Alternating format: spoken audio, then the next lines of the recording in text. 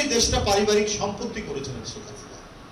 সে তার বাবা তার পরিবারের লোকেদের বিরুদ্ধে কোনো কথা বলা যাবে না, তাদের ঘনিষ্ঠ লোকরা লুটপাট করবে তার বিরুদ্ধে কথা বলা যাবে না।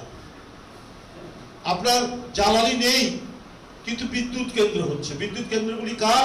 শেখ হাসিনার ঘনিষ্ঠ লোক, আত্মীয় স্বজন এদের।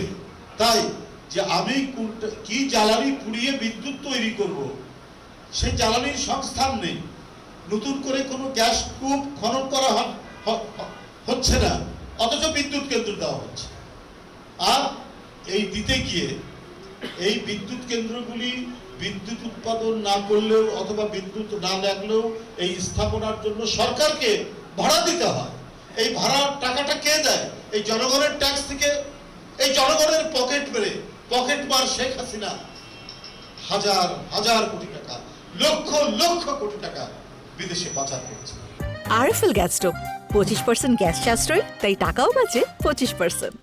শেখ হাসিনা তার ভারতকে খুশি করার জন্য বাংলাদেশের মানুষের স্বাস্থ্য, বাংলাদেশের পরিবেশকে ধ্বংস করে শুধু প্রভুদেরকে তিনি খুশি করার জন্য রামপাল বিদ্যুৎ কেন্দ্র করেছেন যৌথ বালিকাদার নামে, এবং তারা এখানে নিম্নমানের যন্ত্রপাতি দিয়ে এই কারখানাটি এবং এই বিদ্যুৎ কেন্দ্রটি তারা স্থাপন করেছেন আমাদের পরিবেশ, আমাদের সুন্দরবন সমস্ত কিছু